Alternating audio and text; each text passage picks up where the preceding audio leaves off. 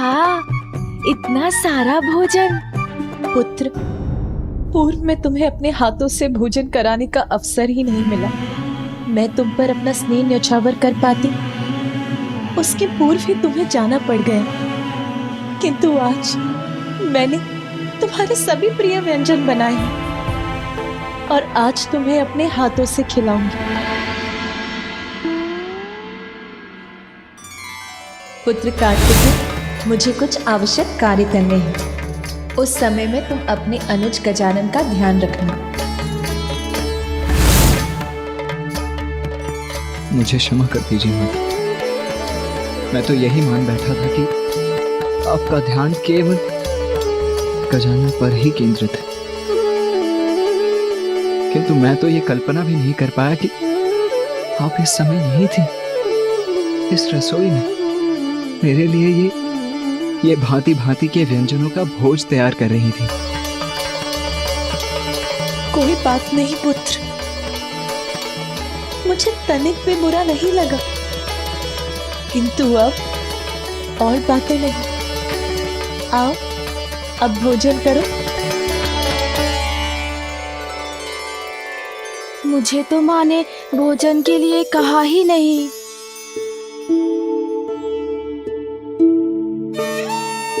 अब माँ मुझे भी बैठाएंगी, मैं भी खाऊंगा।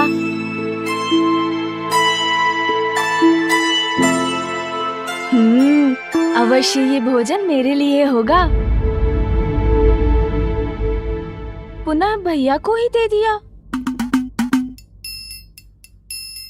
माँ कब कहेंगी मुझे भोजन के लिए?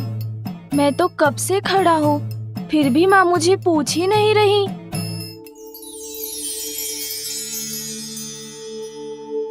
प्रतीत होता है कि माँ ये सारा भोजन भैया को खिलाने जा रही हैं। फिर मेरा क्या होगा? ओहो, ठहरो पुत्र, मैं खीर लाना तो भूल ही गई, अभी लाती हूँ। खीर ही नहीं, माँ तो मुझे भी भूल गई है। किंतु कोई बात नहीं, मैं अपनी व्यवस्था स्वयं कर लेता हूँ। भोजन से वंचित कदापि नहीं रहूंगा मैं।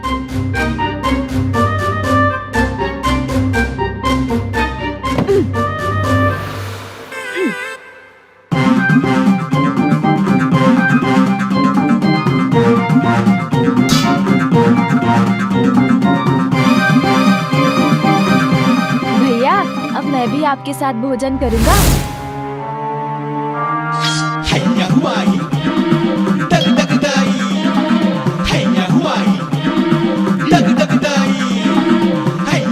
हाँ, अब उचित है।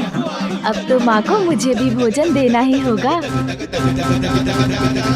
ये क्या कर रहा है गजानन? मुझे शांति से भोजन भी नहीं करने देगा क्या? भोजन तो आपके साथ मैं भी करूंगा भैया।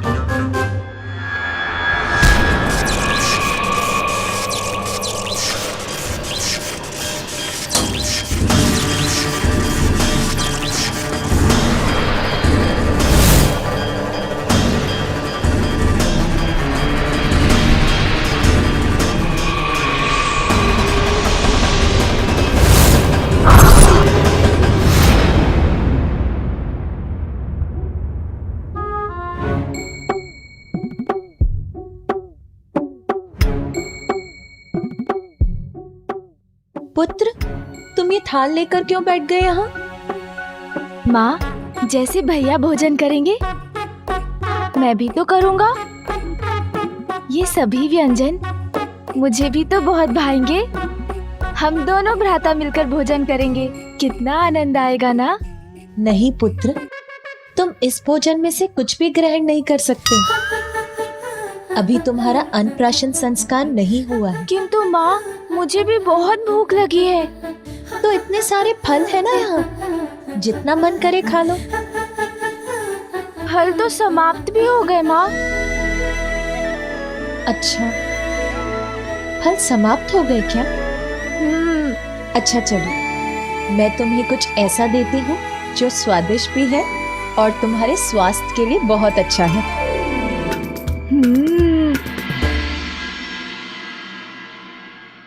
देखा भैया, माँ ने मात्र आपके लिए विशेष भोजन तैयार नहीं किया है, उन्होंने तो मेरे लिए भी कुछ बनाया है, स्वादिष्ट, जिसे केवल मैं ही खाऊंगा। पुत्र, ये लो, दुग्ध पान करो। किंतु माँ। पुत्र गजानन, मैंने कहा ना, शांति पूर्वक दुग्ध पान करो। अन्नप्राशन के पूर्व तुम कोई भी भोजन नहीं कर सकते।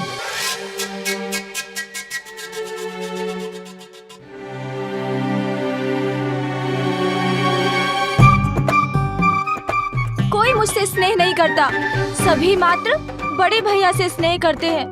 मैं कौन हूँ? विशेष तो वो है ना, प्रथम पुत्र जो है माँ और पिताश्री के।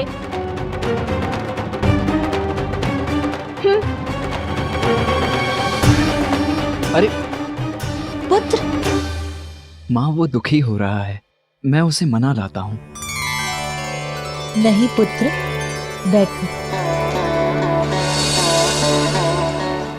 गजानन की चिंता मत करो पुत्र, वो अभी बहुत भोला है, अभी रुष्ट हुआ है। कुछ ही समय में मान भी जाएगा और स्वयं लौट कर आ जाएगा। तुम भोजन लो।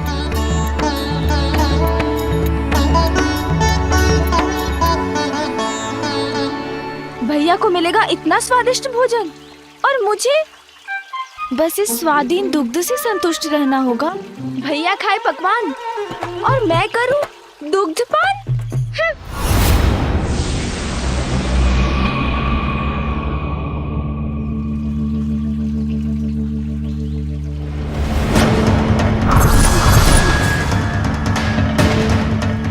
मेरा भयंकर रूप देखकर तो ये बालक भयभीत होकर भाग जाएगा।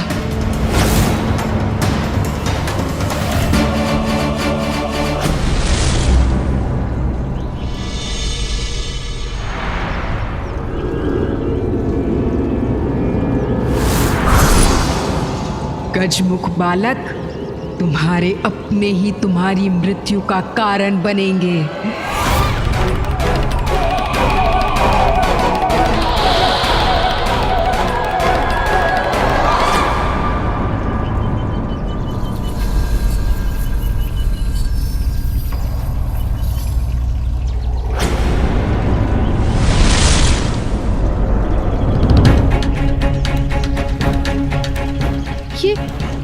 ये बालक कहाँ चला गया? इतने कम समय में कहाँ जा सकता है ये?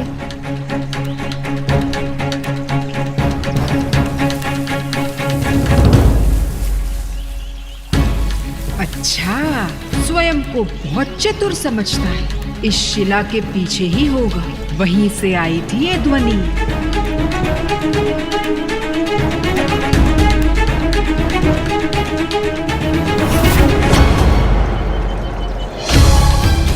ये बालक अदृश्य कहाँ हो गया?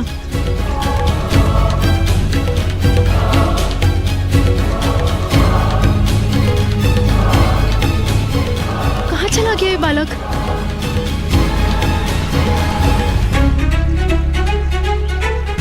पकड़ लिया।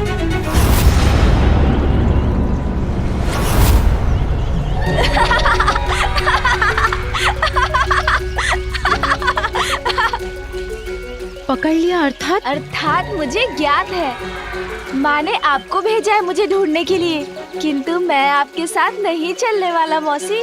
तुम बड़े बुद्धिमान हो, मेरे बिना कुछ कहे ही तुम सब समझ गए। हाँ, तुम्हारी माता ने ही मुझे तुम्हें ढूंढने भेजा था। किंतु मुझे ये बताओ कि तुम यहाँ क्यों आए, और वो भी अकेले? जैसे आपको कुछ ज्ञात ही नहीं मौसी। माँ ने मुझे भोजन देने से मना कर दिया। इतने स्वादिष्ट व्यंजन पकाए थे, किंतु मात्र भैया के लिए मुझे कुछ नहीं दिया, और मुझे तो इतनी भूख लगी है। अच्छा पुत्र, अपने नेत्र तो बंद करो। मुझे भूख लग रही है, मैं कह रहा हूँ ना। माँ ने मुझे बहलाने, मेरे साथ क्रीड़ा करने के लिए आपको यहाँ भेज दिया। अपनी मौसी का कहा भी नहीं मानोगे? चलो पुत्र, नेत्र बंद करो।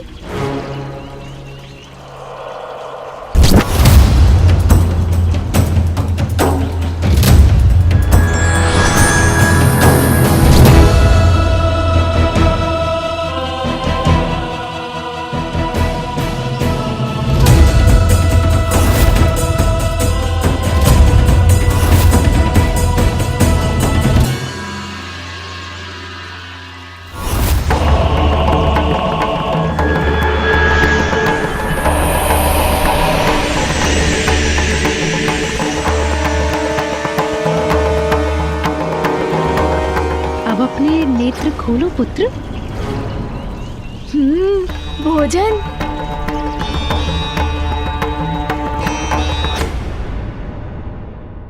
खाओ पुत्र, ये लो।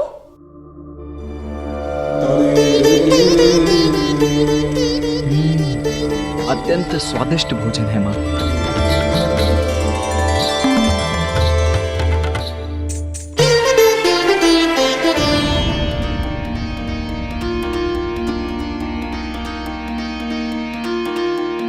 पार्वती के मन में उमड़ी ममता, और तू बड़ा नटखट है, क्यों छुप माँ। जाता। आपको गजानन की चिंता सता रही है ना? इतनी व्याकुल हूं मैं, किंतु कोई मेरी चिंता को नहीं समझता पुत्र। जन्म से ही गजानन के जीवन पर बार बार संकट आते रहे हैं। हम सब हैं यहाँ उसकी रक्षा के लिए, किंतु मैं उसे आत्मनिर्भर बनाना चाहती हूँ। उसे इतना ज्ञान, ऐसी विद्या देना चाहती हूँ जिसकी सहायता से वो स्वयं किसी भी संकट का सामना करने में सक्षम रहे। अवश्य माँ, ये तो अत्यंत महत्वपूर्ण है, और अब मैं यहाँ हूँ तो मैं भी इसमें आपकी सहायता करूँगा।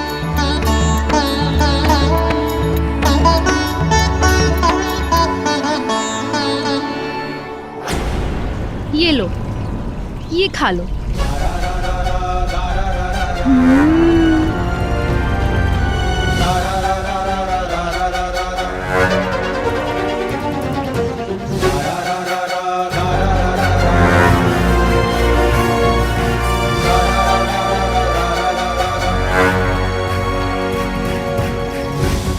तुम इस भोजन में से कुछ भी ग्रहण नहीं कर सकते। अभी तुम्हारा अन्नप्राशन संस्कार नहीं हुआ है। माँ ने मना किया है, फिर ये कैसे खा सकता हूँ मैं? अनुचित है ये क्या कर रही हैं आप? क्या इसे ज्ञात हो गया है कि मैंने इसके भोजन में विष घोल दिया है? आपका दिया हुआ ये भोजन कदापि नहीं खा सकता मैं, और कारण तो आपको भी ज्ञात है। मेरा अन्नप्राशन संस्कार अभी नहीं हुआ है। मैं तो मात्र अभी इस दुग्ध का पान कर सकता हूँ जो मुझे मेरी माँ ने दिया है। मैं तो मात्र अभी इस दुग्ध का पान कर सकता हूँ जो मुझे मेरी माँ ने दिया है, किंतु मुझे तो दुग्ध तनिक भी नहीं भाता। बस इतनी सी बात। पुत्र, वैसे दुग्ध पीना तुम्हारी जया मौसी को भी पसंद नहीं है, परंतु मेरे पास कुछ ऐसा है जिसे दुग्ध में मिला दो तो दुग्ध बड़ा ही मीठा और स्वादिष्ट हो जाता है। फिर इसे पीने में बड़ा ही आनंद आता है। मीठा और स्वादिष्ट? तो तुम ऐसे मीठे और स्वादिष्ट दुग्ध का पान करना चाहोगे पुत्र? हाँ।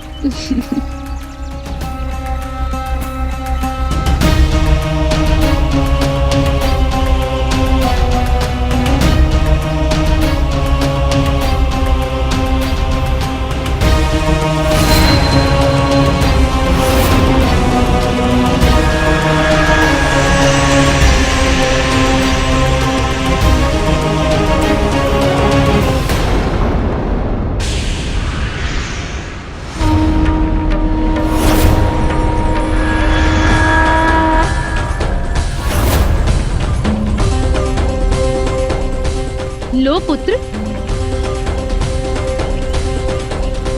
अब ये और मीठा और स्वादिष्ट हो गया है। अब तुम इसका पान कर सकते हो। लो।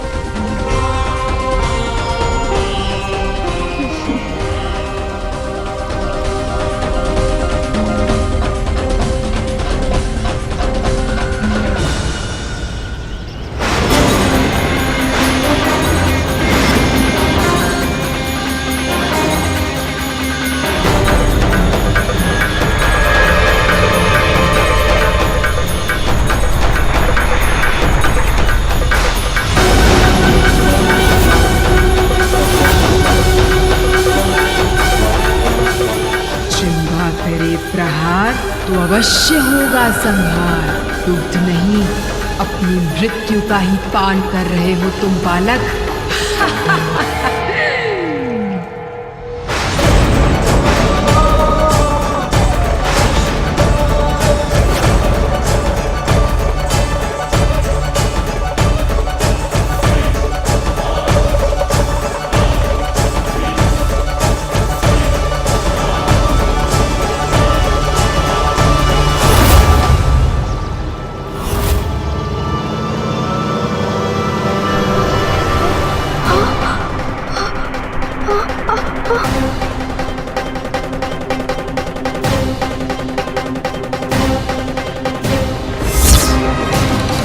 ये क्या?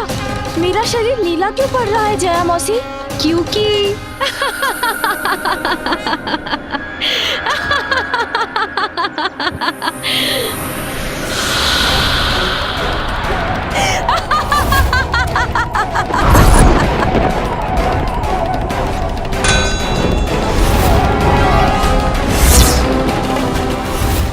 कालकूट हलाहल विष का ग्रहण किया है तुमने मूर्ख बालक।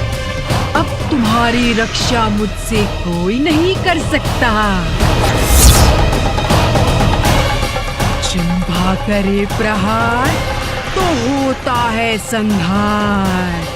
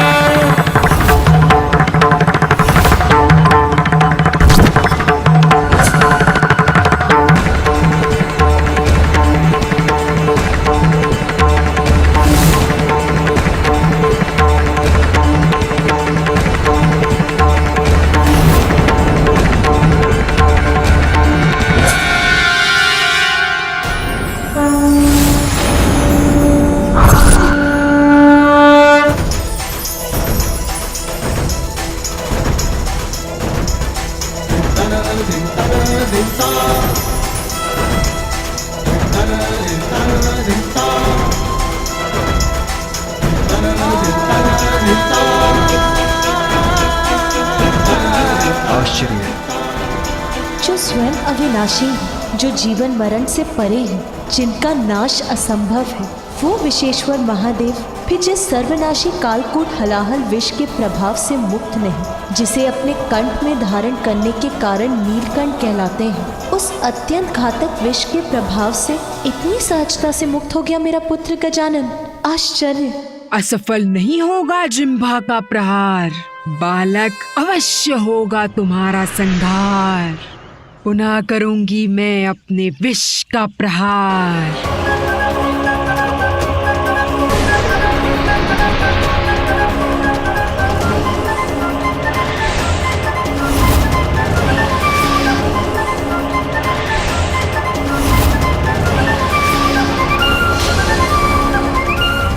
मुक्ति नहीं पाओगे तुम मेरी प्रचंड शक्ति से। दोनों हाथों से दबाऊंगी तुम्हारा कंठ और करूंगी तुम्हारा अंत। इस राक्षसी रूपी संकट से अभी मुक्त नहीं हुआ है गजानन। तुम्हारा काल विकराल रूप धर के तुम्हारे समक्ष खड़ा है मूर्ख बालक।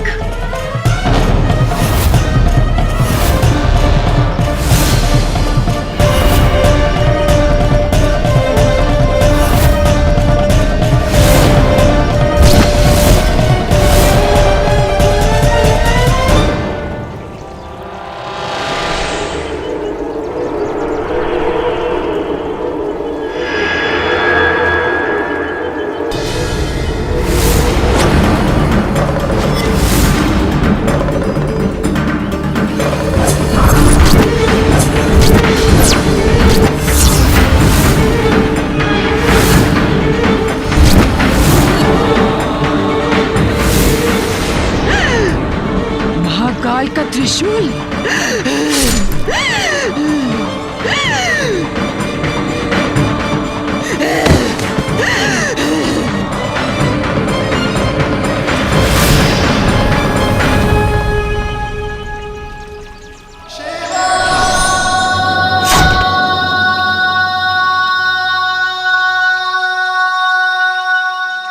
अंत हो गया इस दुष्ट का, किंतु इस घटना से एक प्रश्न उत्पन्न हुआ है मेरे मन में। किस दिव्य शक्ति का रूप है मेरे पुत्र गजानन का जीवन, और क्या है उसके जन्म का प्रयोजन?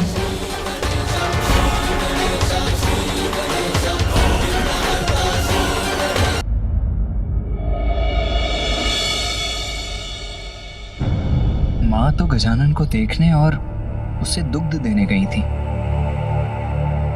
अभी तक लौटी क्यों नहीं? ये भयानक चित्कार का स्वर, हो क्या रहा है वहां?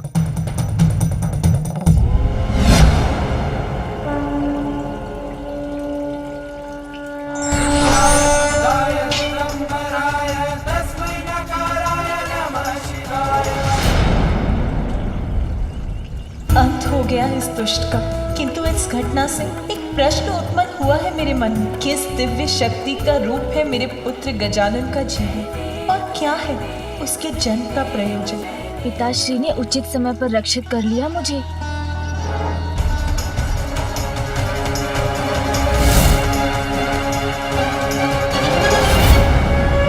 छल करने का परिणाम मिल गया ना। भाई का तो लेश मात्र चिन्ह भी नहीं है गजानन के नेत्रों में, ऐसे खड़ा है जैसे कुछ हुआ ही ना हो। कौन है ये? क्या हुआ यहाँ? गजानन, तुम कुशल तो हो ना? हाँ माँ। ये राक्षसी यहाँ आई कैसे? ये कहाँ से आई ये तो ज्ञात नहीं माँ। मैं भवन के बाहर आया तो इसने जया मौसी का वेश धरकर मुझे भोजन देने का प्रयत्न किया, किंतु वो मैंने अस्वीकार कर दिया। फिर इसने मुझे दुग्ध दिया, वो भी बहुत कड़वा था। आपने भेजा है, बस ये सोचकर मैंने उसका पान कर लिया। फिर पिताश्री ने अपने त्रिशूल से इसका वध कर दिया। मेरे पुत्र, मेरे गजानन, मैं अत्यंत प्रसन्न हूँ कि तुम सुरक्षित हो। माँ, आपका स्नेह पाकर तो मैं भी बहुत प्रसन्न हूँ।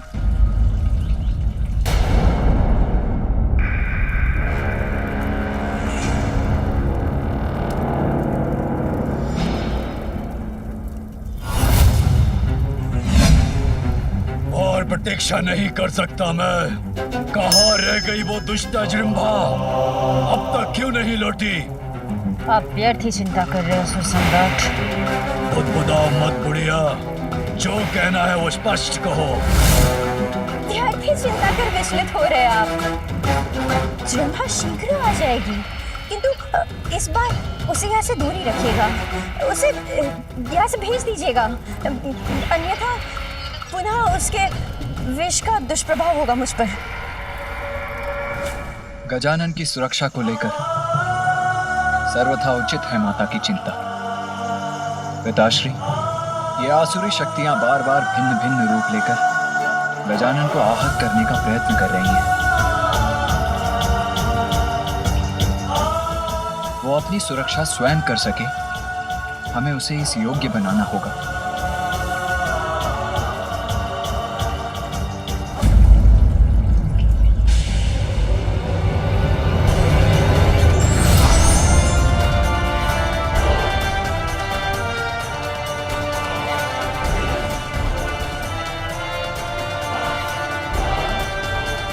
भैया के पास धनुष?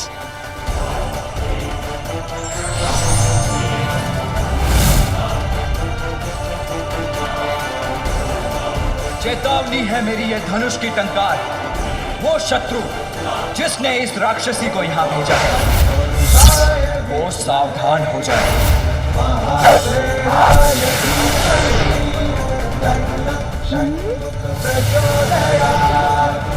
भैया कार्तिकेय कितने महान योद्धा हैं। उनका बाण तो अत्यंत अद्भुत है।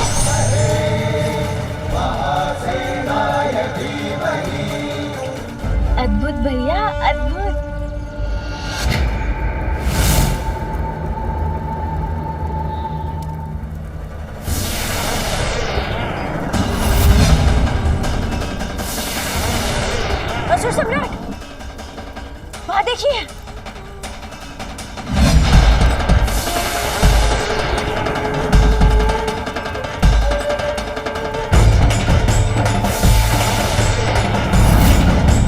किसका बाण है ये? मेरी ओर क्यों बढ़ रहा है ये?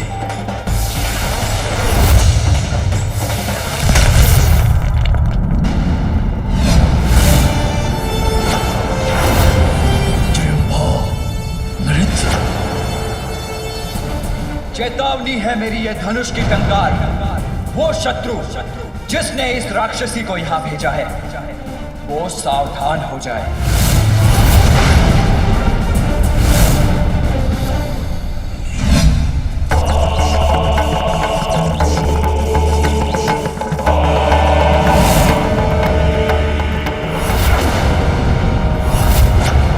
कालकूट हलाहल विषधारिणी जृंभा की ये दुर्दशा।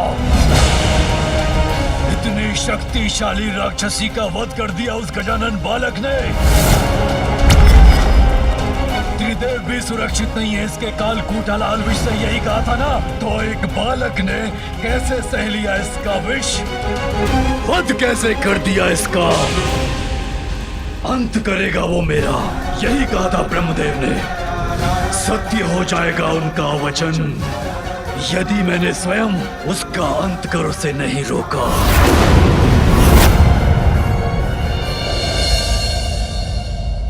गजानन, चलो भवन में। नहीं भैया, मैं भीतर नहीं आऊंगा। क्यों आऊं मैं वहाँ? ये देखने कि माँ आपको अकेले अकेले इतना स्वादिष्ट भोजन खिला रही है और मुझे माँ मात्र दुग्ध दे रही है।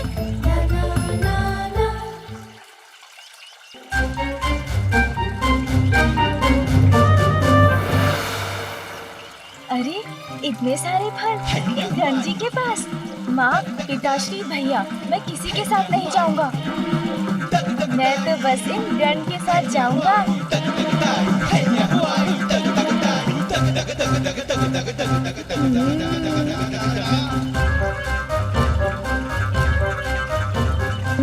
अब तो ये फल मेरे होंगे। रुकिए, मैं भी चल रहा हूँ आपके साथ। अरे गजानन, रुको तो। प्रत्यक्ष में तो ये मात्र एक बालक है, मेरा पुत्र।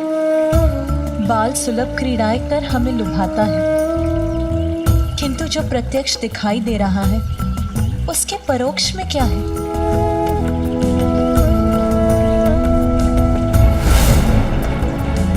जो मैंने देखा वो किसी चमत्कार से कम नहीं है, किंतु जो नेत्र देख सकते हैं वो हमारे समक्ष, किंतु उसके पीछे क्या छिपा है? क्या रहस्य है ये? क्या है मेरे पुत्र की वास्तविकता? कौन सी अलौकिक शक्ति का स्वरूप है वो? उसकी अद्भुत दिव्यता का स्रोत क्या है? अपने पुत्र की दिव्यता को लेकर अचंभित है देवी पार्वती।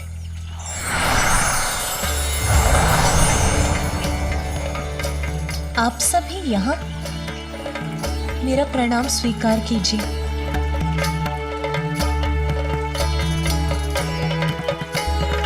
देवी पार्वती, असाधारण है आपका पुत्र गजानन, जिसकी रक्षा के लिए आप चिंतित हैं। उसने ही जन्म से पूर्व आपकी अर्थात अपनी माता की रक्षा की थी। मेरी रक्षा की थी उसने ब्रह्मदेव, अपने जन्म से पूर्व? किंतु कैसे? आपको वो समय तो स्मरण होगा ही जब आप अपनी कल्पना से अपने पुत्र के रूप का सृजन कर रही थी।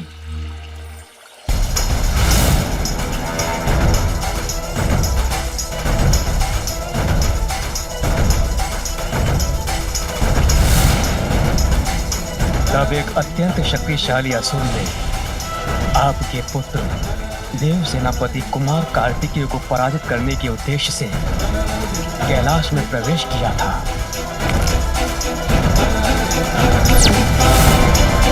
किंतु उसकी कुदृष्टि आप पर पड़ी।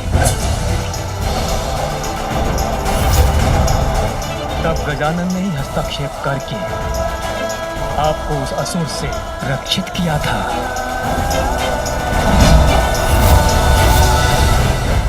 गजानन की अनुपम अद्भुत दिव्यता का अनुभव तो मुझे भी हुआ था देवी पार्वती, जब मैंने उसके लाला जल अमृत देखा। जब ब्रह्मलोक में उसका आगमन हुआ था तो उसने अपनी दिव्यता से मुझे भी अभिभूत किया था। पार्वती नंदन तो स्वयं ओमकार स्वरूप हैं, जिन्होंने अपनी माता जगत जननी की रक्षा अपने जन्म से पूर्व ही की थी, जो स्वयं ओमकार स्वरूप हैं, जिनके उदर में लाला जल अमृत स्थित है। आपका वो पुत्र साधारण बालक कैसे हो सकता है देवी पार्वती? आप सभी ने गजानन की दिव्यता का अनुभव किया है, वो ओमकार स्वरूप है। मेरा पुत्र, ये कैसे संभव है?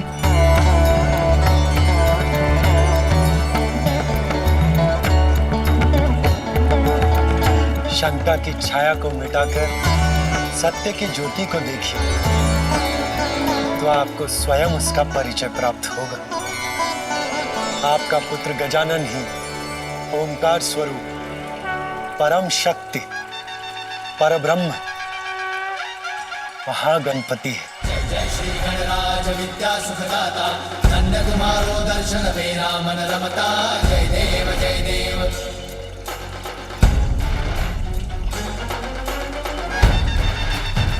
महागणपति अर्थात वो परम शक्ति जिनका आभास और दर्शन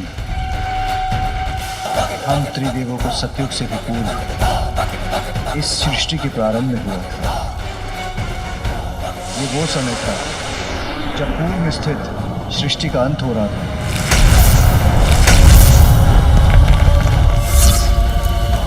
प्रलय काल का भयंकर दृश्य था। जल और वायु के उत्पात से संसार का संहार हो रहा था। संपूर्ण धरा सागर के जल में विलीन हो गई थी। सर्वत्र विनाश का अंधकार प्रस्तुत था। सृष्टि, प्रकृति, समस्त संसार पर उस विनाश लीला का प्रकोप छाया था। समस्त ब्रह्मांड नष्ट हो रहा था।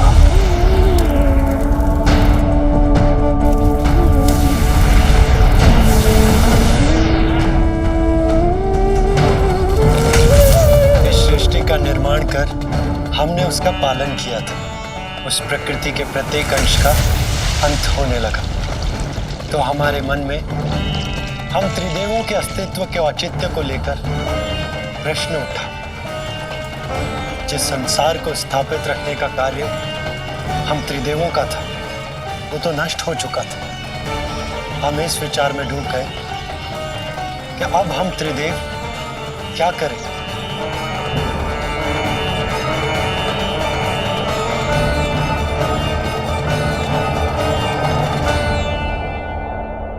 इस समस्या का समाधान तो हमें गहन तप से ही प्राप्त होगा, और हम तीनों तप करने पाताल लोक चले गए।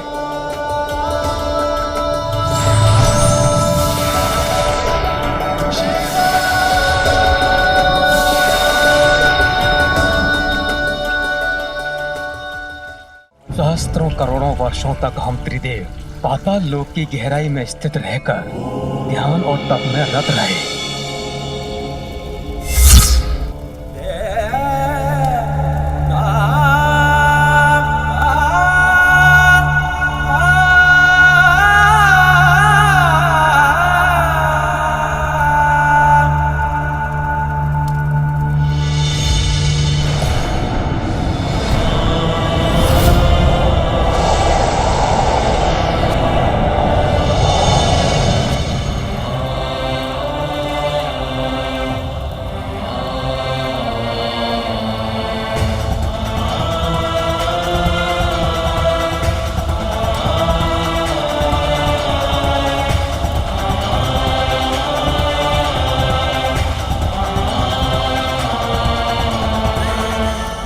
जब उस घोर तपस्या का कोई भी फल ना निकला, कोई समाधान हमारे समक्ष प्रस्तुत नहीं हुआ, तब हमने पाताल लोक से बाहर आने का निर्णय लिया। पाताल लोक से लौटने पर हमने देखा सृष्टि को अपने भीतर समाहित करने वाला जल नीचे उतर चुका था। जल का वेग अवश्य शांत हुआ था, किंतु तब भी कुछ दिखाई नहीं देता था। थल अब भी जल में ही डूबा था।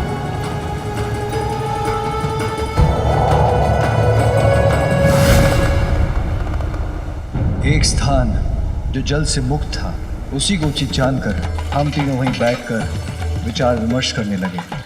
पर हमारी समस्या अभी भी वहीं की वहीं थी। जो था उसका अंत हो चुका था। उसके अंत स्थान पर हम उनका ध्यान, उनकी प्रार्थना करने लगे, जिनसे संपूर्ण सृष्टि का अस्तित्व, जो सृष्टि के ही नहीं अपितु समस्त ब्रह्मांड के कारण के भी कारण है, जो अनादि है और अनंत है। हम उन्हीं परम ब्रह्म का आह्वान करने लगे कि वही हमारा मार्गदर्शन करेंगे।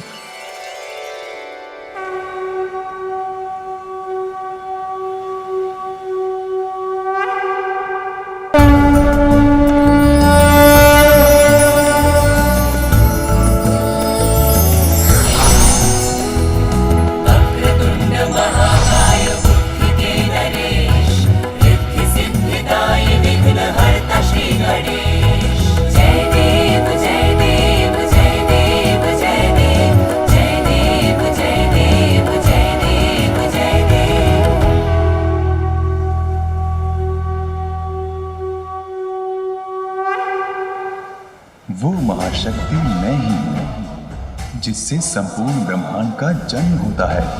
प्रलय के पश्चात मुझ में ही संसार का विलय भी होता है। मैं ही करता हूँ, मैं ही धारण करता हूँ और मैं ही संहार करता भी हूँ। मैं ही विश्व रूप ब्रह्म हूँ। मैं ही साक्षात नित्य आत्मा हूँ। सत्व, रज, तम तीनों गुणों से परे, स्थूल, सूक्ष्म और कारण तीनों देहों से परे, भूत, भविष्य, वर्तमान तीनों कालों से परे। मैं ही प्रणव हूँ, मैं ही ओंकार हूँ, जो समस्त मंत्रों का बीज मंत्र है। सभी वेद मुझसे ही उत्पन्न हुए हैं। नमो नमो विश्वे भृते अखिलेश, नमो नमः कारण कारणाय, नमो नमो वेद विदाम दृश्य, नमो नमः सर्ववर प्रदाय।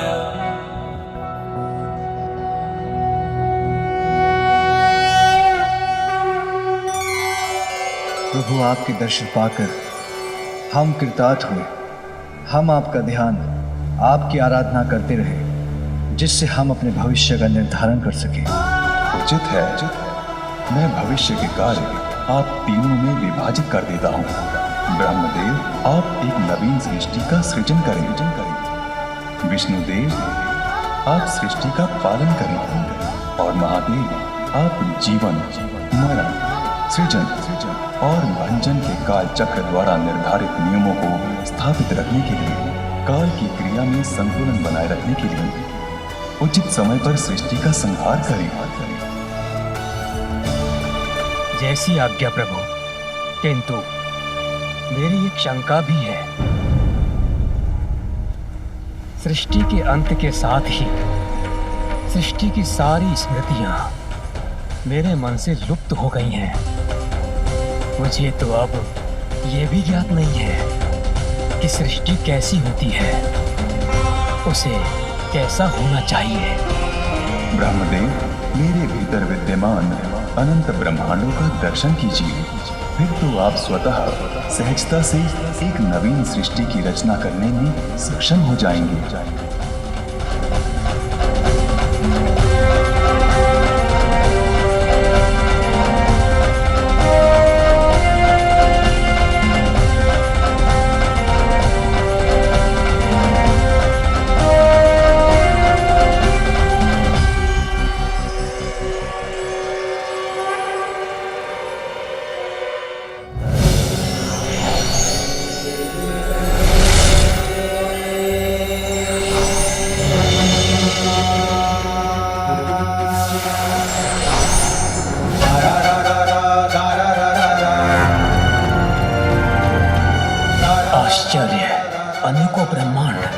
असंख्य सृष्टि।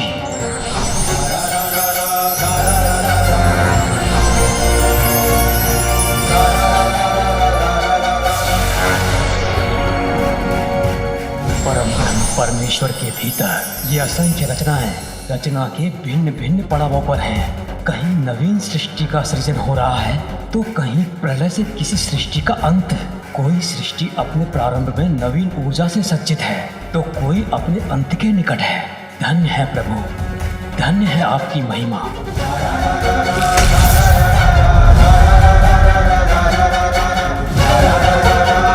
धन्य है प्रभु।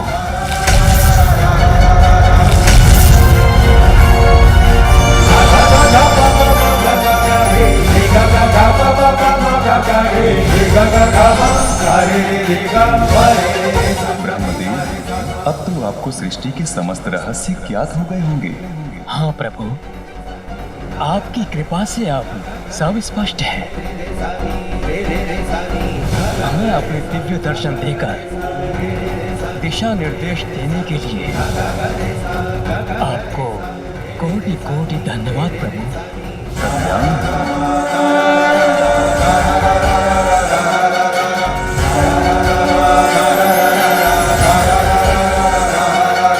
गौरी, गजानन तो परब्रह्मी हैं, जिन्होंने एक बालक के रूप में अवतार लिया है।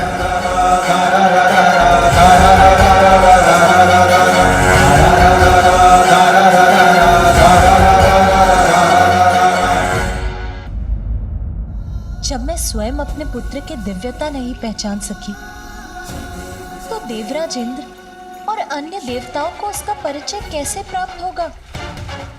सर्वथा उचित है आपका कथन देवी, क्योंकि अपने इस रूप में अभी गजानन को स्वयं अपने वास्तविक रूप का परिचय नहीं है, क्योंकि अभी उनकी कुंडलिनी जागृत नहीं हुई है।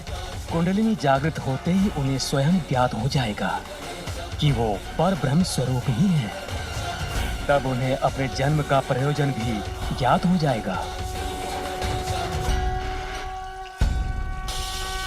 एक बार वो अपनी मानवीय एवं शारीरिक सीमाओं को भेद देगा, एक बार उसे स्वज्ञान हो जाएगा तो वो अपने मूल रूप में आ जाएगा, सर्वोच्च ईश्वर के स्थान पर स्थापित होगा। इसका अर्थ तो ये है स्वामी कि मैंने व्यर्थ ही देवराज इंद्र को चुनौती दी। एक दिन ऐसा आएगा जब स्वयं मेरा पुत्र गजानन देवराज इंद्र को अपना वास्तविक परिचय देगा। माँ, पिताश्री।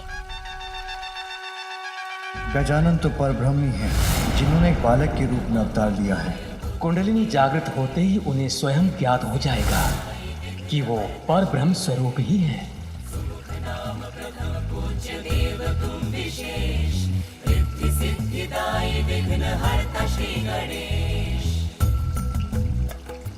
मुझे आप सभी की दृष्टि से ओझल हुए इतना समय हो गया और आप में से किसी ने भी ध्यान नहीं दिया।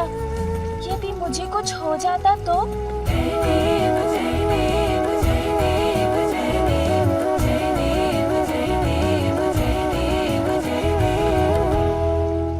वो तो अच्छा था कि उन गंजी के पास इतने सारे फल थे, अन्यथा भूख के कारण मेरी अवस्था बहुत विकट हो जाती।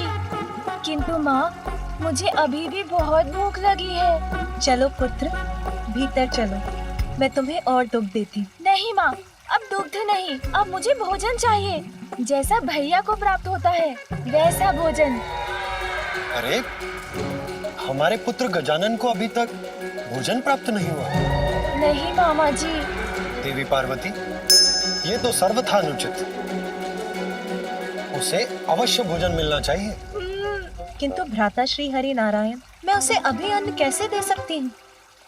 उसका अन्नप्राशन। प्रिय, स्वयं अन्नपूर्णा है आप, गजानन की माता है, इसलिए आपको स्वयं गजानन का अन्नप्राशन करवाना चाहिए। आहा, मेरा अन्नप्राशन। इससे शुभ भला और क्या हो सकता है।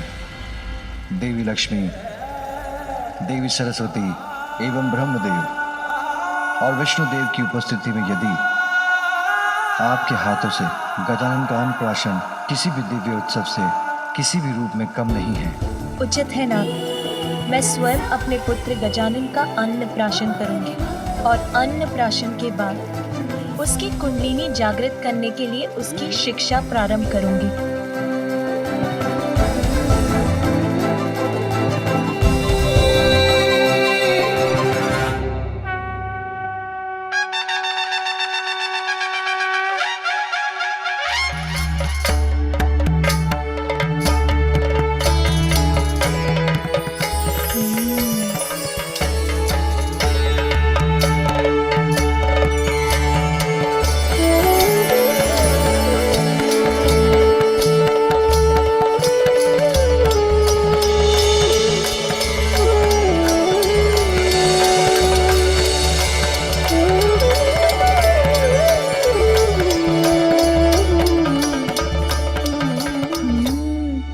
इतने सारे व्यंजन, आज तो सब खाऊंगा।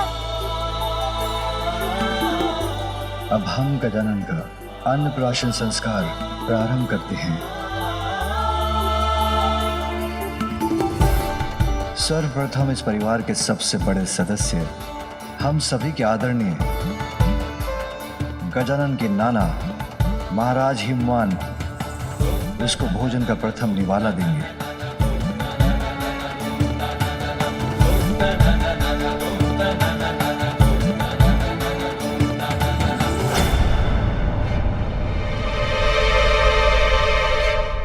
रुकिए,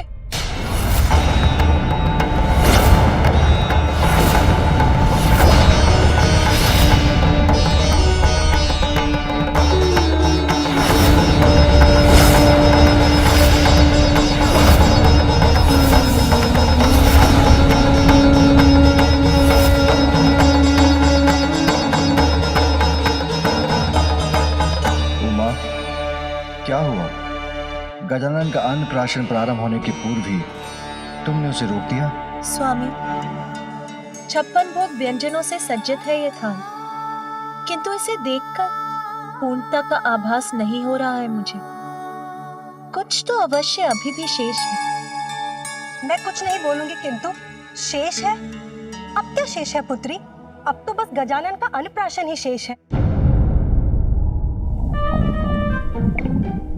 कुछ शेष नहीं माँ मेरे उदर में, बस मेरे द्वारा इन स्वादिष्ट व्यंजनों का भोग लगाना ही शेष है। विलंब के लिए मैं क्षमा प्रार्थी हूँ, किंतु जो उचित है उसी का होना अनिवार्य है। मेरे पुत्र के अन्नप्राशन का प्रथम आहार ये 56 व्यंजन नहीं, कुछ और होगा। कुछ और होगा? क्योंकि जो विशेष है अभी वही शेष है। आप सभी अपना स्थान ग्रहण कीजिए, तनिक प्रतीक्षा कीजिए, मैं अभी वो विशेष व्यंजन लेकर आती हूँ।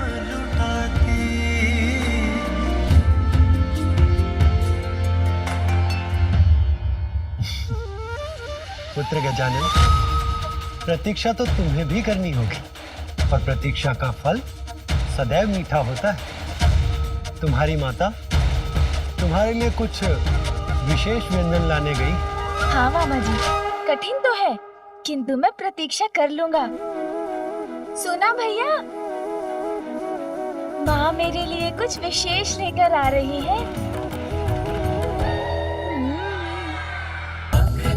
महाकाय बुद्धि के नरेश, सिद्धि सिद्धिदायी विघ्न हरता श्री गणेश, सुख नाम प्रथम पूज्य देव तुम विशेष, रिद्धि सिद्धिदायी विघ्न हरता श्री गणेश। पार्वती माता भी आज गई जान, पुत्र उनका अद्भुत विशेष महान, बालक हो ऐसा जब असाधारण, अन्नप्राशन उसका हो क्यों साधारण, व्यंजन विशेष कोई माँ कर निर्मित, बालक सुख सोच सोच के हर्षित, व्यंजन का थाल सबका खींचे है ध्यान, उसमें क्या लाई माता किसको है ज्ञान।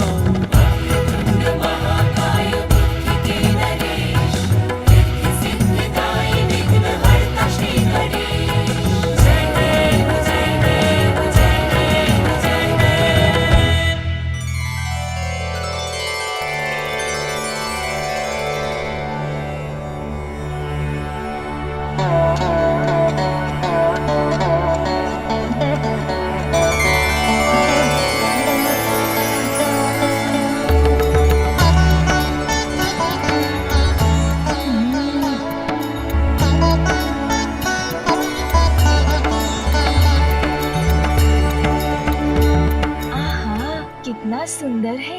अवश्य बहुत स्वादिष्ट भी होगा।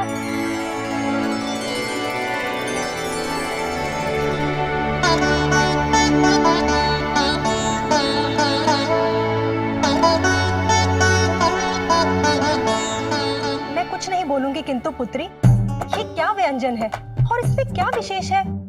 आटे से बना हुआ साधारण मिष्ठान ही तो प्रतीत हो रहा है ये। नहीं नानी जी, ऐसा मत बोलिए। माँ ने मेरे लिए बनाया है तो असाधारण ही होगा ये मिष्ठान, है ना माँ? वैसे इसको बोलते क्या है माँ? मोदक। मोदक?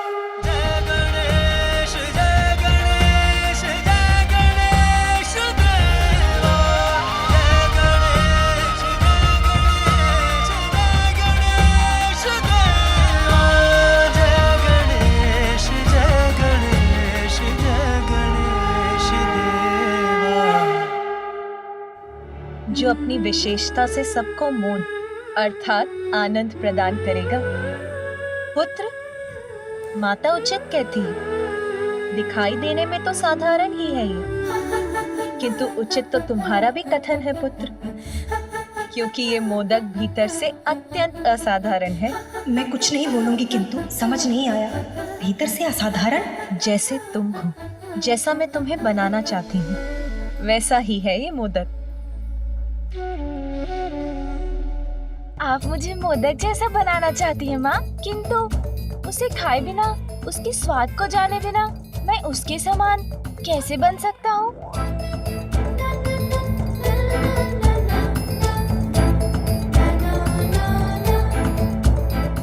माँ, मैं ये मोदक खा लूँ ना? अवश्य पुत्र। गजानन का अन्नप्राशन मोदक से ही प्रारंभ होगा।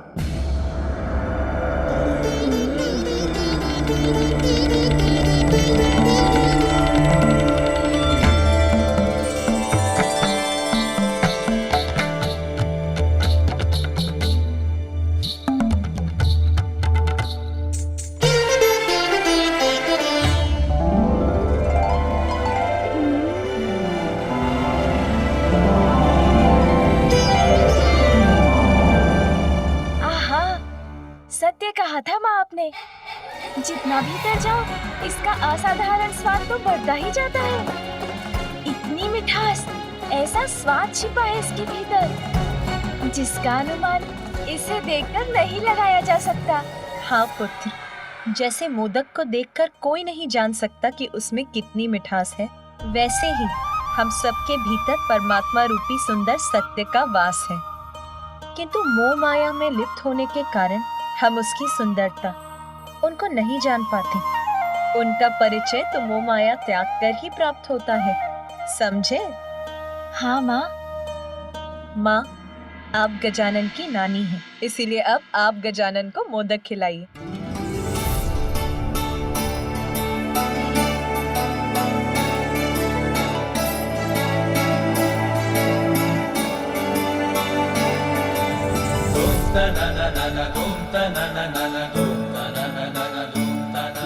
आनंद आ गया माँ, बहुत स्वादिष्ट है मोदक। किंतु माँ, ये मोह माया क्या होता है जिसे त्यागना इतना आवश्यक है? हाँ माँ, और इस मोह माया से छुटकारा पाने का उपाय भी बताइए ना। हाँ पुत्र, आत्मा परमात्मा का ही तो अंश है। अच्छे कर्म से ही परमात्मा को पाया जा सकता है, यही तो जीवन का परम उद्देश्य है। किंतु सांसारिक सुखों की लालसा, निज स्वार्थ और इच्छाओं के माया जाल से भ्रमित होकर सभी जीव उन परमात्मा को ही भुला बैठे हैं। तो फिर इस परम उद्देश्य को प्राप्त करने के लिए हमें क्या करना चाहिए माँ?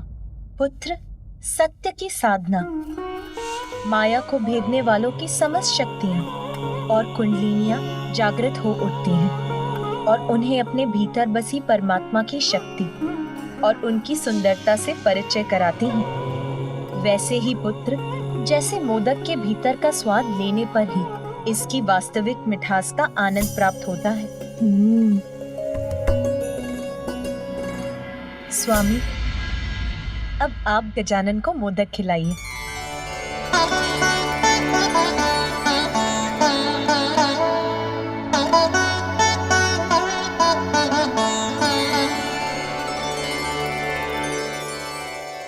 पुत्र, अनेकों मिथ्या आकर्षण है संसार में जो पल पल पर प्रस्तुत होकर हमें भ्रमित करते हैं। स्वादिष्ट भोजन, मन भावन सुगंध, प्रिय शब्द, सुंदर दृश्य, कोमल स्पर्श अर्थात पांचों इंद्रियाएं इच्छाओं का रूप लेती हैं और इच्छाएं इच्छा विकारों को जन्म देकर हमें भटकाती हैं।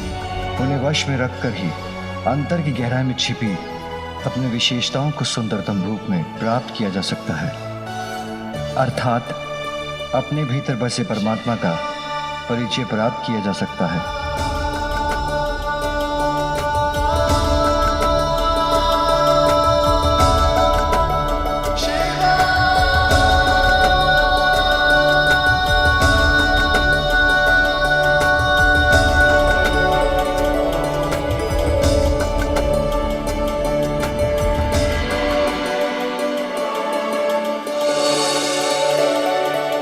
अपनी अंतरात्मा में झांककर अपने अवगुणों को दूर करना, बुराई का मार्ग त्याग कर अच्छाई के मार्ग पर चलना, गुणों को निखारना, परमात्मा से मिलन के अपने परम उद्देश्य पर स्थिर रहना, अपने भीतर छिपी सुंदरता से संपूर्ण जगत को आनंदित करना।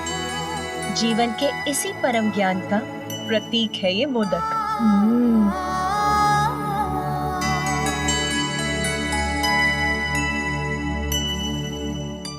अन्नपूर्णा, अब आप भी तो अपने हाथों से अपने पुत्र को मोदक खिलाएं।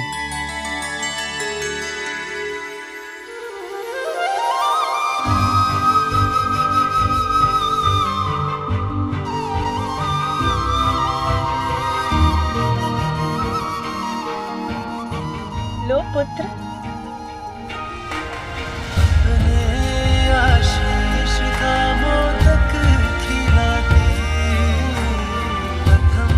देवी पार्वती, जीवन के सर्वोच्च ज्ञान के प्रतीक मोदक की आकृति भी कितनी विशेष है ना?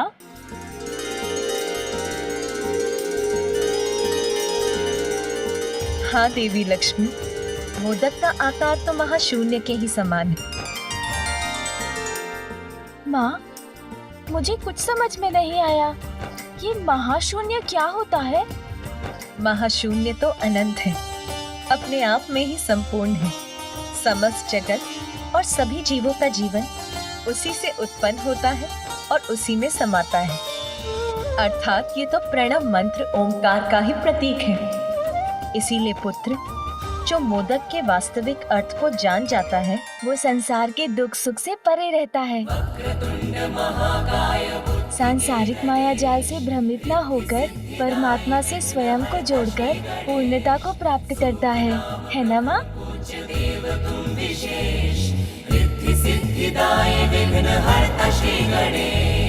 बालक का भाल जो स्पर्श की उमा, शक्ति के ज्ञान से बालक हुआ युक्ता।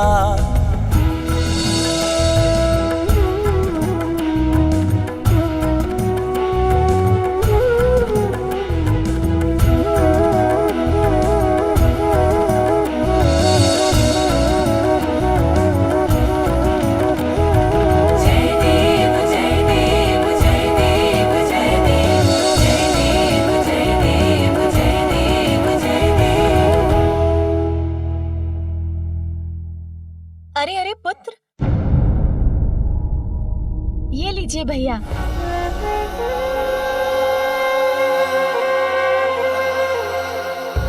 माता, ये मोदक का ही प्रभाव है जो गजानन अपना भोजन मुझसे बांटना सीख गया।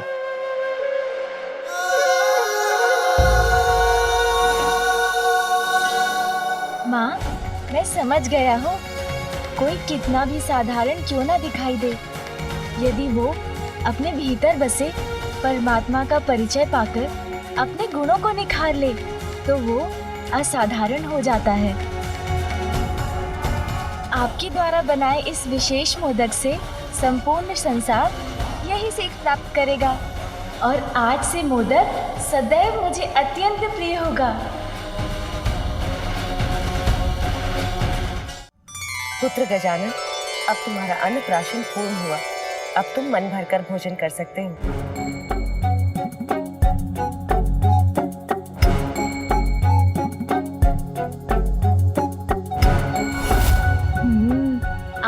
मन भरकर भोजन करूंगा।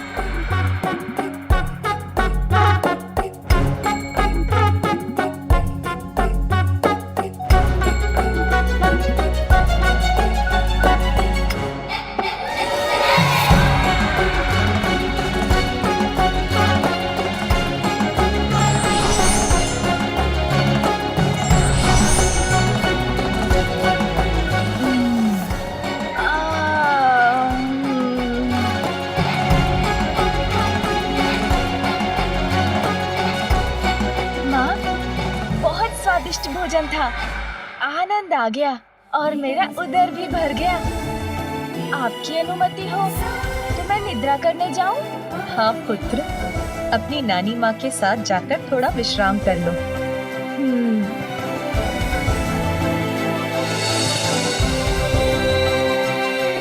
आज विश्राम कर लो पुत्र, क्योंकि कल से तुम्हें श्रम जो करना होगा। कठोर तप कर शक्ति और दिव्यता की साधना करनी होगी।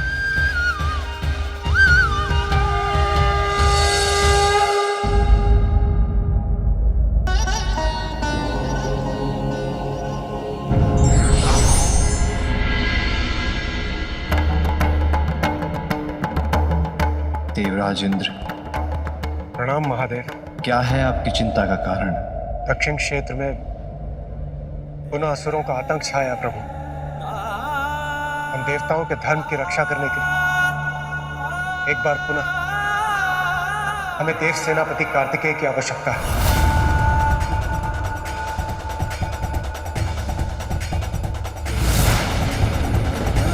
अभी तो मैंने अपने लाल को ठीक से अपने हृदय से भी नहीं लगाया। कहीं नहीं जाने दूंगी मैं अपने पुत्र को। अपने पुत्र को अपने से विलग नहीं होने दूंगी और आपको भी ऐसा नहीं करने दूंगी। कार्तिकेय का यहाँ से जाना देवी पार्वती कदापि स्वीकार नहीं करेंगी।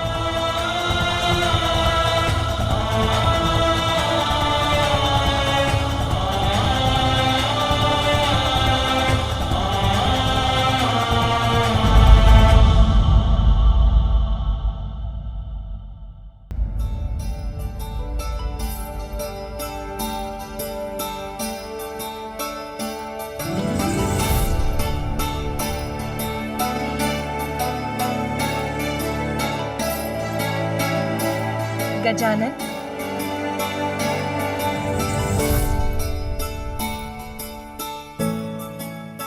उठो पुत्र गजानन।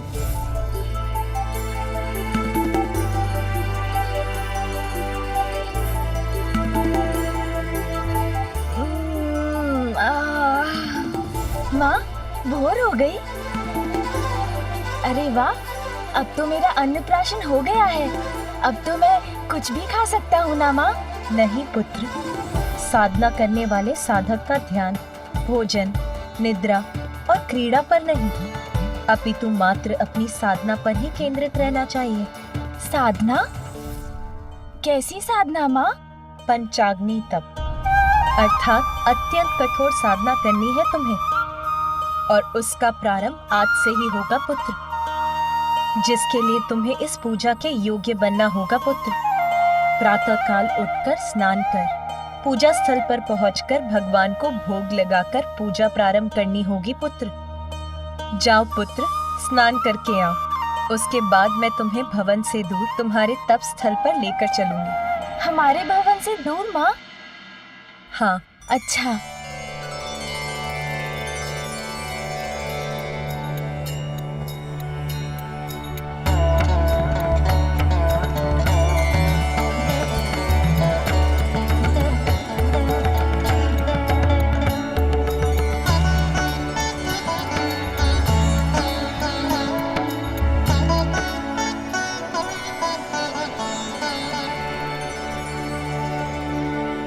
माता, मार्ग तो समाप्त हो गया।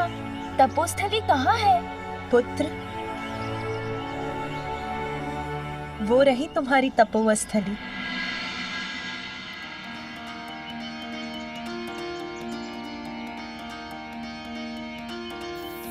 पार्वती के मन में उमड़ी ममता,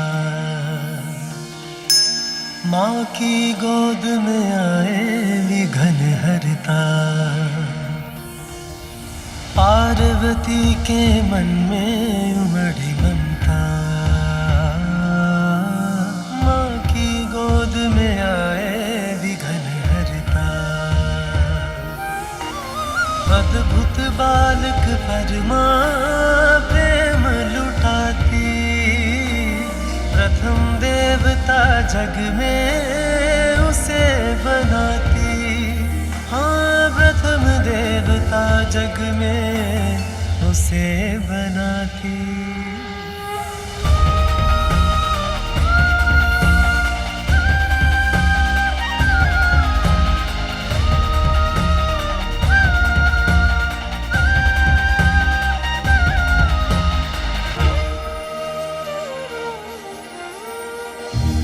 माँ, हम तब के लिए भवन से इतनी दूर इस निर्जन वन में क्यों आए हैं? इसीलिए पुत्र, क्योंकि इस निर्जन और शांत स्थल पर तुम्हारा ध्यान नहीं बटेगा और तुम अपने तप पर स्थिर रहोगे।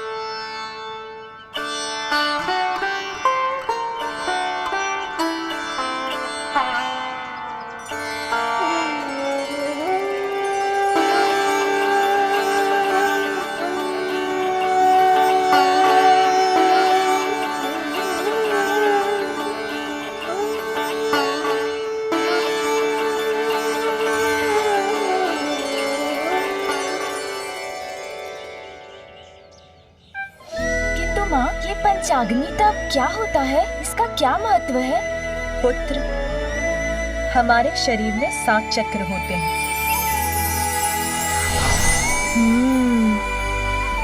पृथ्वी से जोड़ने वाला मूलाधार, हमें सृजन की शक्ति प्रदान करने वाला और आनंद का स्रोत स्वादिष्ठान, हमारे आत्मबल, आत्मविश्वास और बुद्धि का स्रोत मणिपूरक, प्रेम, संवेदनशीलता और करुणा का स्रोत अनाहत, हमारे जीवन में सत्य के स्वर को प्रबल बनाने वाला विशुद्धि, सहज ज्ञान, अंतर्दृष्टि का केंद्र अजना और सहस्त्रार विशुद्ध पावन चेतना का स्रोत। कुंडलिनी वो शक्ति, वो ऊर्जा है जो हमारी रीढ़ के आधार स्थान पर स्थित रहती है। तप और ध्यान के प्रभाव से ये कुंडलिनी शक्ति जागृत होकर सभी चक्रों से होते हुए ऊपर की ओर बढ़ती है और जब वो हमारे शीश, हमारे मस्तक में प्रवेश करती है तो हमें परम ज्ञान की प्राप्ति होती है। अपनी इस शक्ति को जानने के लिए हमें इन सभी चक्रों को शुद्ध करने की आवश्यकता है। पंचाग्नि तप से जागृत अग्नि तुम्हारा शुद्धिकरण करेगी पुत्र। इस दीपक की लौ पर अपना ध्यान केंद्रित कर तुम अपना तप आरंभ करोगे पुत्र। तुम्हारे ध्यान की गहराई में उतरते ही इस दीपक की अग्नि से तुम्हारे चारों ओर पंचाग्नि को प्रज्वलित करेगी और यही तुम्हारे समस्त चक्रों के शुद्धिकरण का संकेत होगा और फिर तुम्हें सर्वोच्च आत्मज्ञान की प्राप्ति होगी। अब भोग लगाकर तुम्हें अपने तप का शुभारंभ करना चाहिए पुत्र। हाँ माँ।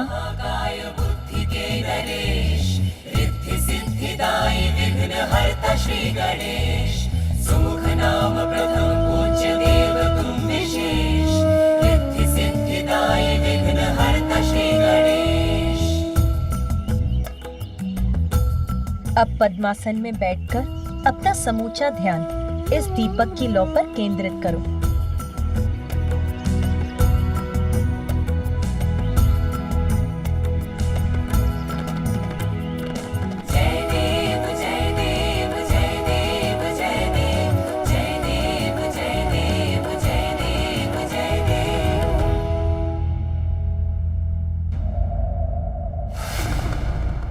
देवराज, आपको भी ज्ञात है कि अपने उत्तरदायित्वों से मुख मोड़ने का स्वभाव नहीं है मेरा, किंतु मेरा अनुज गजानन असुरक्षित है। उसे सुरक्षा प्रदान करने हेतु इस समय मेरा यहाँ कैलाश में उपस्थित रहना भी अत्यंत आवश्यक है। कुमार कार्तिकेय, ये कैलाश है। यहाँ स्वयं महादेव वास करते हैं, अर्थात गजानन सुरक्षित है। यदि कोई असुरक्षित है तो वो हम देवता हैं। हम देवताओं के सर पर संकट के मेघ छाएं। आज धर्म की ज्योति भी संकट में है और उसकी रक्षा करना आपका धर्म है। देवराज,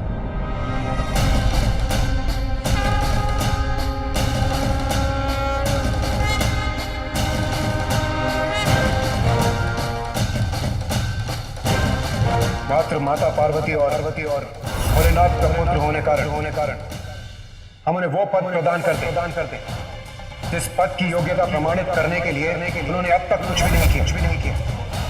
देवत्व प्राप्त करने का एकमात्र कारण योग्यता प्रमाणित करने वाला कर्म होना चाहिए, जन्म नहीं। प्रणाम माता।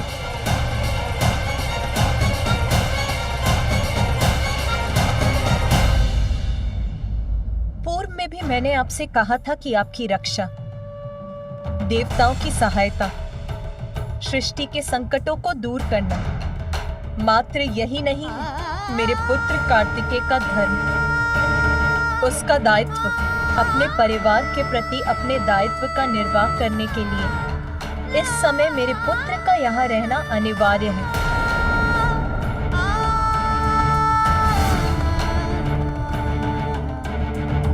प्रभु, मैं तो केवल निवेदन ही कर सकता हूँ। निर्णय तो आप ही को लेना है। और मैं आपके परिवार में हस्तक्षेप करने की दृष्टता भी नहीं कर सकता। किंतु प्रभु, आज संकट मुख खोलकर खड़ा है। उसे नष्ट करने के लिए देव सेनापति होने के नाते कुमार कार्तिकेय का दक्षिणी छोर पर होना अति आवश्यक है। प्रभु, इंद्रदेव, मेरा छोटा पुत्र कार्तिकेय का अनुज गजानन एक अत्यंत कठिन तप का प्रारंभ कर रहा है आज। उसके लिए मुझे अपने पुत्र कार्तिकेय की यहाँ आवश्यकता है। तो तप कर रहा है गजानन, अर्थात माता पार्वती अपने प्राण को भूली नहीं है। यदि गजानन इस तप में शक्तिशाली हो गया तो ज्ञात नहीं वो कितना समर्थ हो जाए।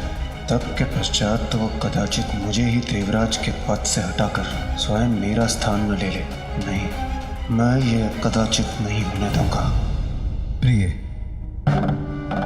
तब से तुम गजानन को सबल समर्थ क्यों बना रही हो? इसीलिए ना कि वो आत्मनिर्भर हो सके, सब जगत का कल्याण कर सके, लोक कल्याण का हेतु बन सके। तनिक विचार करो उमा, तुम्हारा पुत्र कार्तिकेय तो तुम्हारी शक्ति पाकर पूर्व से ही सर्व समर्थ है। वो अपनी रक्षा करने के साथ साथ वो सज्जनों की रक्षा करने में भी सक्षम है, और वही उसका धर्म है ना? पुत्र, तुम ही कहो, तुम्हारा कर्तव्य कहाँ है, यहाँ या दक्षिण में?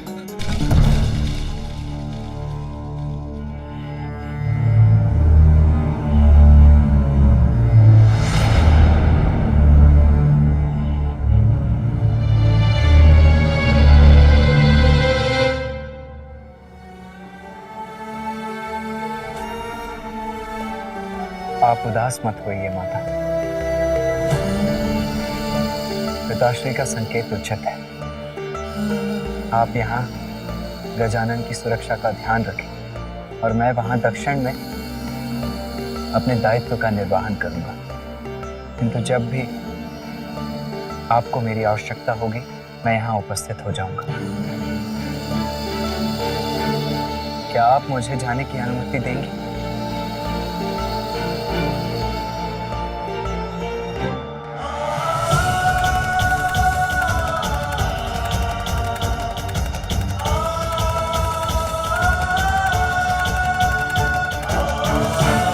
माता, क्या आप गजानन को मेरे प्रस्थान की सूचना दे देंगे? वहां जाकर उसके तप में कोई व्यवधान नहीं डालना चाहता।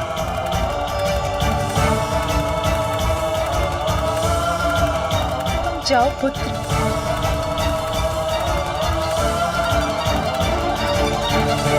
कर्तव्य के आगे अपने स्नेह का बलिदान देने का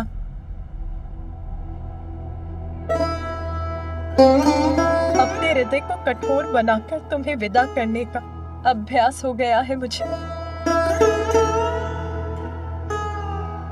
और आप भी सुन लीजिए इंद्रदेव, यदि मेरा पुत्र गजानन अपने इस तप में सफल हुआ तो उसे कभी किसी की सहायता की आवश्यकता नहीं होगी।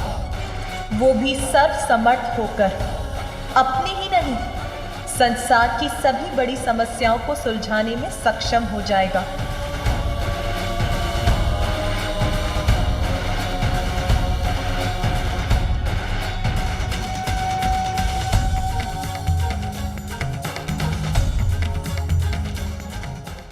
मंगलकर्ता स्वामी श्री मंगल मूर्ति, जन जन पूजे होती कामना पूर्ति। चिंताहरण सुखदायक देव गणराया, वांछित फल पाया जो चरणों में आया। जय देव जय देव।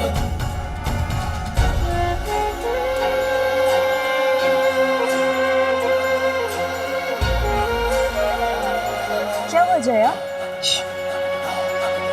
इतने ऊंचे स्वर में वार्तालाप करने की कोई आवश्यकता नहीं है जया। मैं अभी कैलाश में थी तो सुना कि कुमार कार्तिकेय दक्षिण की ओर जा रहे हैं। भैया जा रहे हैं मौसी, किंतु क्यों? अभी तो मैंने उनके साथ क्रीड़ा का आनंद भी नहीं लिया। अरे तुम इतने दुखी मत हो पुत्र गजानन। देखो ना, कुमार कार्तिकेय यहाँ नहीं रहेंगे तो माता अपना संपूर्ण स्नेह तुम्ही पर तो निछावर करेंगी। फिर वो जितना भी स्वादिष्ट भोजन पकाएंगी वो सभी अकेले तुम्ही को तो प्राप्त होगा। तुम्हें तो आनंद आ जाएगा ना। भोजन? अरे गजानन, तुम खड़े क्यों हो गए? मैं रसोई गृह जा रहा हूँ, अभी लौट आऊंगा। अरे रुको गजानन, गजानन।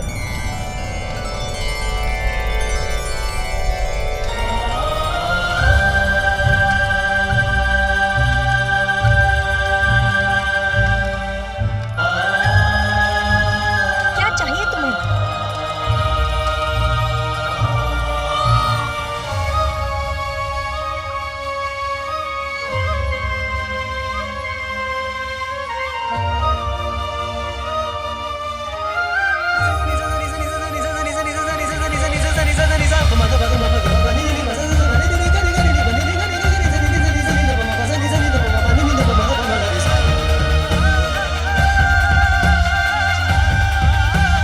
मैं कुछ नहीं बोलूंगी, किंतु साधना के मध्य में भूख को मिटाने के लिए अपने भोजन की व्यवस्था करने आया था।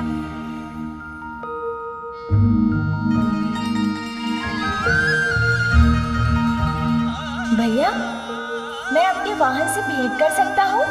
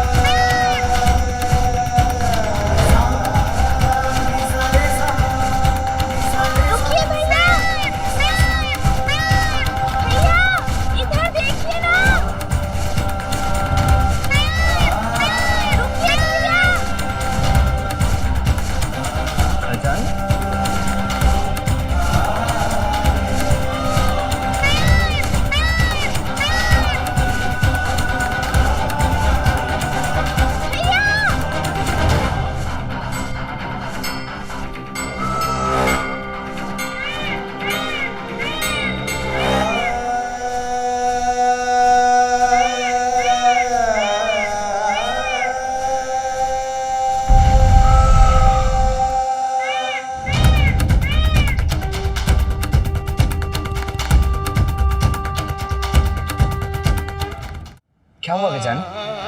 तुम दौड़ क्यों रहे थे? मुझे क्यों रोका? सब सकुशल तो है ना?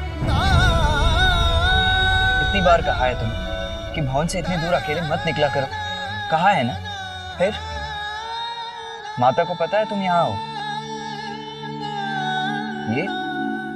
ये क्या है? भोजन आपके लिए, माँ के हाथों का बनाया हुआ भोजन। आपको अत्यंत प्रिय है ना माँ के हाथों का बनाया हुआ भोजन? ये लीजिए, जब मन हो तब खा लीजिएगा।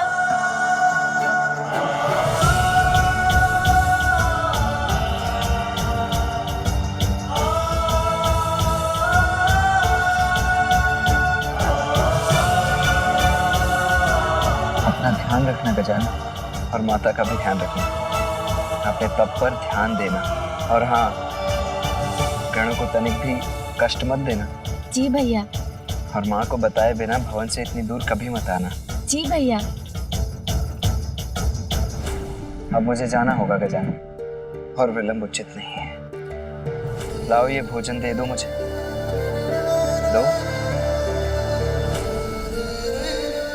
अपना ध्यान रखना अनुज। जी भैया।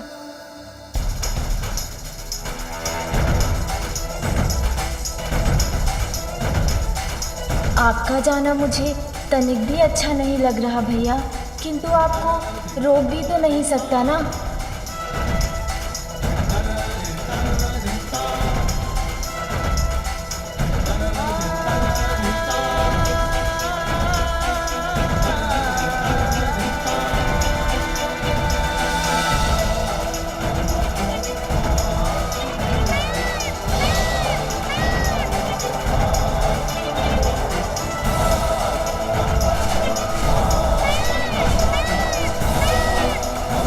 मुझसे तो भैया का जाना अभी से नहीं सहा जा रहा है। पता नहीं अब उनसे कब भेंट होगी, किंतु अब मुझे लौट जाना चाहिए। माँ ने कहा था भोग की थाल लगाकर पूजा प्रारंभ करनी है।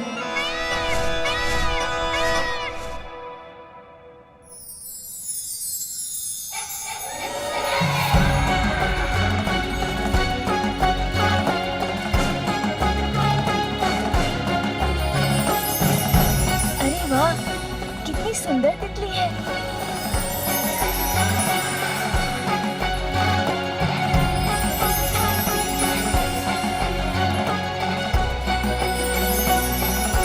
अरे अरे रुको तितली।